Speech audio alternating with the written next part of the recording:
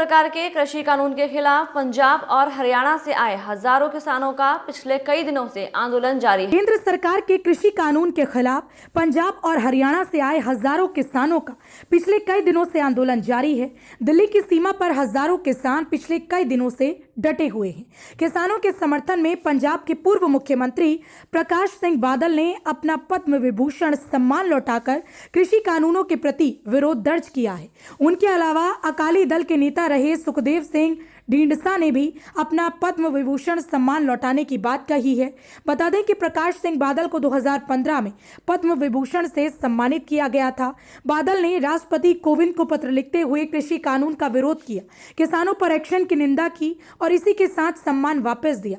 दूसरी ओर all India ex service welfare association के जनरल सेक्रेटरी कोल अशोक चौहान भी अब किसानों के समर्थन में उतर आए हैं। उन्होंने क्या कहा, सुनिए। आज जो हालात बने हुए हैं कि देश की किसान जाति तमाम राज्यों से फार्मर्स इस चीज़ का विरोध कर रहे हैं कि सरकार ने जल्दबाजी में कोरोना काल के अंदर हालात का फ़ायदा उठाते हुए जिस तरीके से 3 ऑर्डिनेंस पास किए हैं, ये किसान विरोधी हैं। मैं इनका फुल जोर इसका खंडन करता हूं और मैं अपना विरोध दर्ज कराना चाहता हूं कि सरकार का रवैया किसानों के प्रति बिल्कुल ही गलत है। मुझे समझ में ये नहीं आता कि देश की 80% जो अर्थव्यवस्था है वो किसानों के दम पर चलती है और आज वही किसान जब अपनी बात रखने के लिए देश के प्रधानमंत्री से मिलना चाहते हैं, भारत सरकार से मिलना चाहते हैं, तो उनको राजधानी में बढ़ने की इजाज़त नहीं है।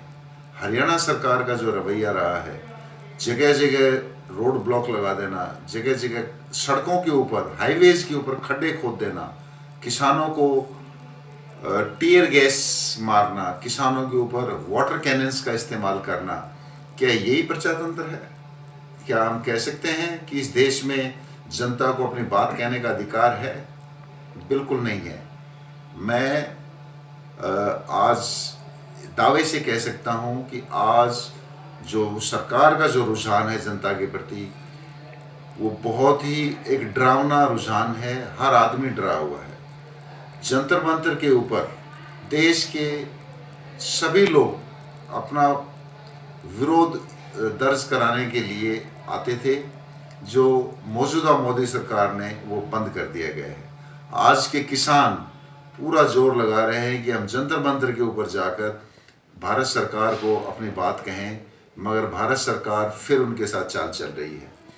ये सरकार की जो नीति है किसानों के आंदोलन को दबाने की, बहुत गलत है।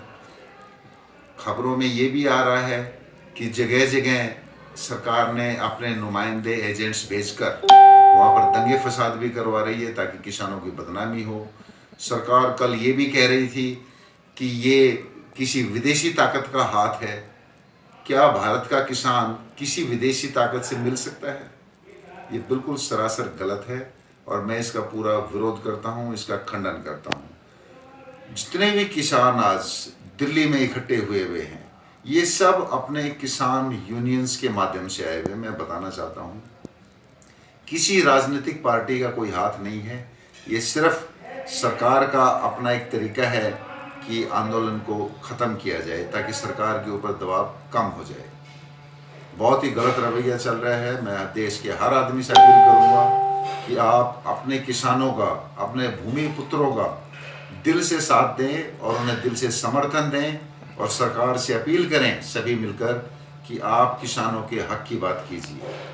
और इसी के साथ मैं त्रिशा चक्रवर्ती जो वेस्ट बंगाल से हैं और मौजूदा हालात में अभी झारखंड धनबाद में हैं, हमारी सपोर्ट कर रही हैं, उनका जो पूरा जो ग्रुप है उसको भी मैं थैंक यू करना चाहता हूं।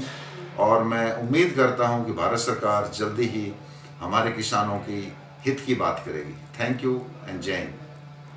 कोलकाता फॉरेंसिक साइंस एक्सपर्ट सह अधिवक्ता सुश्री त्रिशा चक्रवर्ती ने भी कृषि कानून के खिलाफ अपनी आवाज बुलंद कर सरकार पर तीखा प्रहार करते हुए कहा कि ये किसानों के साथ अन्याय है, सरकार को ये बिल वापस ले लेना चाहिए। आइए सुनते हैं उन्हीं की जुबानी। जय हिंद, सत्यमेव जयते। पहले तो धन्यवाद देना चाहूंगी चैनल का, जिन्होंने ये मौका दिया, ये आवाज़ पहुंचने के लिए पूरे हिंदुस्तान में। भाइयों और बहनों, मैं आज जो आंदोलन चल रहा है किसानों का जो आंदोलन है, वो समर्थन कर रहे हैं सिर्फ मैं ही नहीं, वो तमाम भाइयों बहनों जो कि जुड़े हुए हैं मुझसे। और इस प्रक्रिया से जहाँ ये बिल पास होती है, उसके बाद तमाम 500 से ज़्यादा ऊपर किसान अपना विरोध का दर्शन करने के लिए दिल्ली आना चाहते हैं। उनको किस तरीके से रोका गया बीच में चौराहा पर, उनको किस तरीके से हैरस किया गया, उनको किस तरीके से उनका आवाज़ दबाने की कोशिश की गई, इसका भी हम विरोध कर रहे हैं। मेरे साथ बात हुआ है और जुड़े हुए हैं all India x services welfare association, जो कि ओल्डेस्ट एसोसिएशन है सैनिक का। तमाम वो सैनिक भी जिन्होंने अपना पूरा ज़िंदगी दिया है इस सेना बल में, और ये देश का सुरक्षा के लिए, टेरिटरी को बचाने के लिए, हम लोगों जैसे आम लोगों को सुरक्षा देने के लिए, चैन से सोने के लिए। और वो लोग भी हमसे जुड़े हैं ये किसान का आंदोलन के साथ। क्यों? क्योंकि जो किसानों का आंदोलन है वो सिर्फ उनका आंदोलन नहीं है, निजी आंदोलन नहीं है, ये भी एक राष्ट्रवाद है और जिनका समर्थन हम लोग करते हैं। विरोध इस बात का है कि आवाज़ नहीं सुना जा रहा है, जो कि हमारा हक है।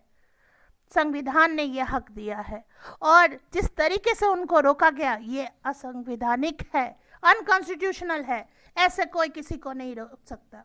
यू सी, जो 1989, that time also it was a protest by the tenants, by the farmers, but no such kind of malpractices has been done. But today it has been done. We are not against any kind of government. We are not against any kind of judiciary or any parliament system. We have been infringed by the rights. जो ये rights है किसानों का, और ये rights को अगर वो अपना हक मांग रहे हैं, किसी का रोटी छीन के मांग नहीं रहे हैं, अपना हक मांग रहे हैं, तो उनको सुना क्यों नहीं जा रहा है? उनके डिमांड क्यों नहीं पूरा किया जा रहा है? अगर कोई ऐसा बात होती तो उन्होंने, आज मीटिंग होने का बात था 9 बजे तक, आज उनको सुनने का मौका मिला है, जबकि इतने सारे बुजुर्ग किसान भी वहाँ पे बिना खाए बिना नहाए पड़े हुए हैं। इतने ठंडी में गड्ढे खोदे गए रास्ते भर, उनको पहुँचने नहीं दिया गया। ये किस तरीके का भाव लेके हम लोग चल रहे हैं? क्या यही हम शिक्षा और प्रदर्शन देना चाहेंगे हमारे आने वाले जनरेशन को? जब जब ऐसा आंदोलन छिड़ा गया है, इतिहास गवाह है कि वहाँ क्रांति आई है और ये क्रांति का ही आरंभ है। ये क्रांति होके ही रहेगी, क्योंकि ये हक सिर्फ उनका हक का बात नहीं है, ये उस मिट्टी का हक है जो प्रकृति माता ने दिया है, जहां हम जन्म लेते हैं। मुझे गर्व है अपने मिट्टी पर, मुझे गर्व है उस किसानों पर, मुझे गर्व है इस भारत वर्ष पर। और यहाँ पे किसान उनका बेटा है और हम सभी लोग कहीं ना कहीं से इस मिट्टी से, किसान से जुड़े हुए हैं। India is an agricultural country. The prime occupation of India is agriculture. Nobody, no citizen of India cannot deny the fact that they have not been related to the cultivation or agriculture. So अगर वो नींव, वो जड़ अगर हिलाया जा रहा है तो आंदोलन होना आम बात है। ये एक बहुत पीसफुल आंदोलन है, इसको शांति से सुना जाए, मेरा दरखास्त है। हम कोई सरकार के खिलाफ नहीं है, गवर्नमेंट के खिलाफ नहीं है, मगर ये सुना जाए, ये डिमांड को सुना जाए और ये मर्सी करे एटलीस्ट सरकार सुन के कि जो बात रखने जा रहे हैं उन यूनियन लीडर्स को, उनके साथ बैठे और शांतिपूर्वक एक डिसीजन में आए। इंडिया पैंडेमिक से गुजर रहा है, कोविड का सिचुएशन से गुजर रहा है, इससे भलाई यही होगा कि सबको एक मौका दिया जाए और सुना जाए। और मैं थैंक यू कहना चाहूँगी ये प्लेटफॉर्म देने के लिए, जहाँ पे सिस्टम का बात कर रही हूँ मैं, और मेरे साथ अशोक सर भी जुड़े हैं और उन्होंने अपना लिखित समर्थन दिया है और उनके साथ उनका पूरा कम्युनिटी, सैनिक कम्युनिटी का सैनिक भी उनके साथ जुड़े हुए हैं। और जो मीडिया को इतना गंदा बोला जाता है, वो मीडिया ही ये काम कर रही है, हमको एक देश एक नागरिकता से जोड़ रही है, बिना कोई डाइवर्सिटी एक यूनिटी से जोड़ रही है, वो ये मीडिया ही है। तो मैं मीडिया के इसको सुना जाए और हक का जो लड़ाई है इसमें शामिल होने के लिए मैं सबको आह्वान करती हूँ। और देश का हित के लिए ये बहुत ज़रूरी है कि जब रोज़ी रोज़गार की बात हो तब सब अपना आवाज़ उठाए, अपना पक्ष रखे, क्योंकि जब हक मारा जाता है तो ये सिर्फ एक घर जलता है ऐसा नहीं, पूरा एजुकेशन, उस घर का बच्चा, उस घर का जो बुजुर्ग है, वो सभी लोग, पूरा एजुकेशन सिस्टम से लेके पूरा फाइनेंशियल सिस्टम से लेके होल इकोनॉमिक गेट डिसबैलेंस्ड।